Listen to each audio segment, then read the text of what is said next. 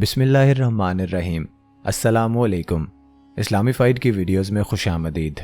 حضرت آدم علیہ السلام کو جب بیٹے کے قتل کی خبر ملی تو وہ بہت غم زدہ ہو گئے، کیونکہ حابیل نہایت سعادت مند، فرما بردار، نیک اور شائستہ نوجوان تھا۔ اس کے انہی اوصاف حمیدہ کی بنا پر حضرت آدم علیہ السلام کو امید تھی کہ وہ اللہ کے دین کو آگے بڑھانے میں ان کا معاون اور مددگار ثابت ہوگا۔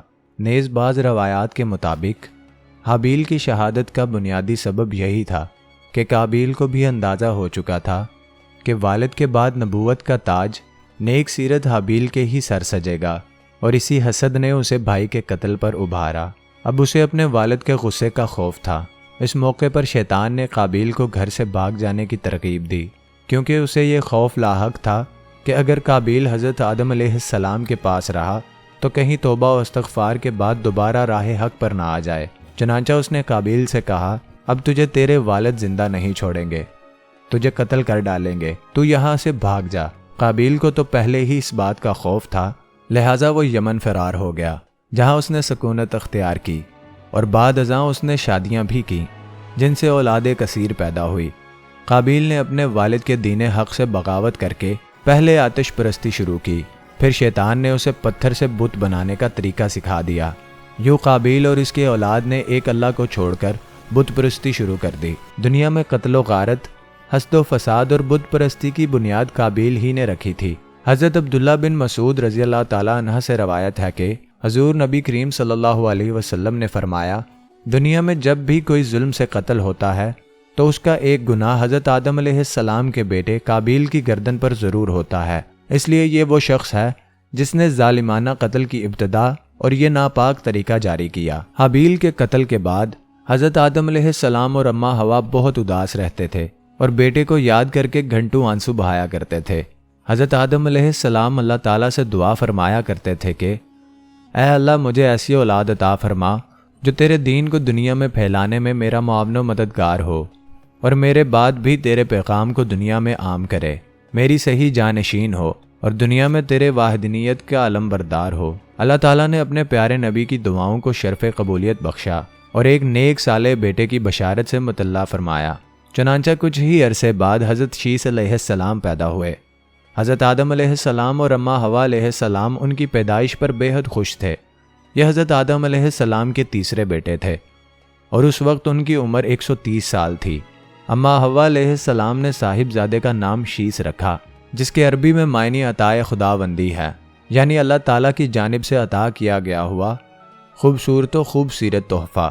حضرت شیث علیہ السلام حسن و جمال، شکل و صورت اور عادات و اطوار میں اپنے والد سے بہت زیادہ مشابہ تھے۔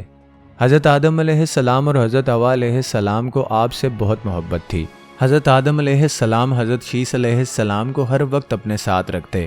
آپ علیہ السلام کو اس بات کا علم ہو چکا تھا کہ ان کی اولاد میں سے یہ بچہ ان کے جانشین ہوگا، چنانچہ انہوں نے شروع ہی سے ان کی تربیت پر خصوصی توجہ دی۔ حضرت آدم علیہ السلام حضرت شیث علیہ السلام کو جنت کا حوال سناتے، اچھے اور برے کی پہچان کرواتے۔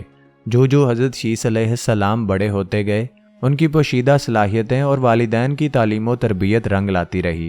حضرت آدم علیہ السلام نے ان کو درس و تدریس اور واعظ و تبلیغ کے خوبصورت اور منفرد طریقے سکھائے، انہیں دن و رات کی گھڑیوں کی پہچان کروائی، ان اوقات میں ہونے والی عبادتوں کی تعلیم دی۔ اس کے علاوہ طوفان نوح کے بارے میں بھی آگاہ کیا، جو کچھ عرصے بعد آنا تھا۔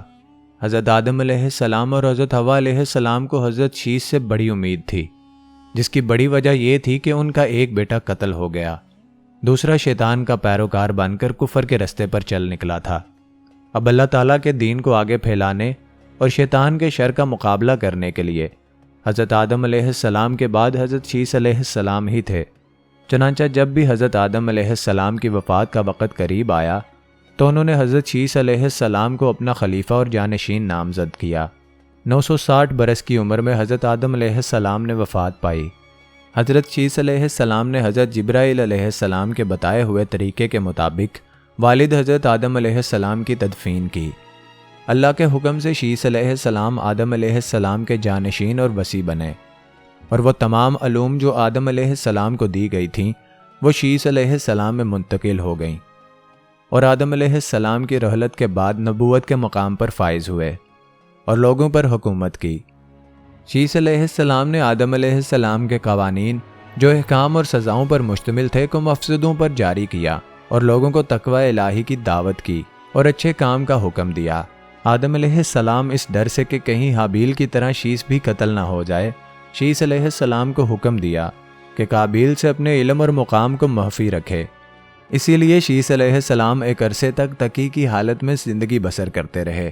بعض مورخین یہ بھی کہتے ہیں کہ شیس علیہ السلام کو جانشین بننے کے بعد قابیل کی طرف سے دھمکیاں بھی ملیں۔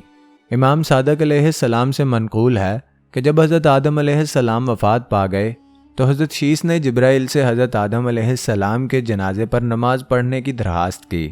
جبرائیل نے کہا، اللہ تعالیٰ نے ہمیں تمہارے والد کے لیے سجدہ کرنے کا حکم ہوا اور اسی لیے اس کے نیک بیٹوں پر سبقت نہیں لیتا ہوں، اور آپ آدم علیہ السلام کے بہترین بیٹے ہیں۔ اسی کے ساتھ آج کی ویڈیو کا اختتام ہوتا ہے۔ امید کرتے ہیں یہ ویڈیو آپ کو پسند آئی ہوگی۔ چینل کو سبسکرائب اور ویڈیو کو لائک کرنا مت بھولیں۔ ملتے ہیں اسلامی فائٹ کی اگلی شاندار ویڈیو میں، تب تک کے لیے اللہ حافظ۔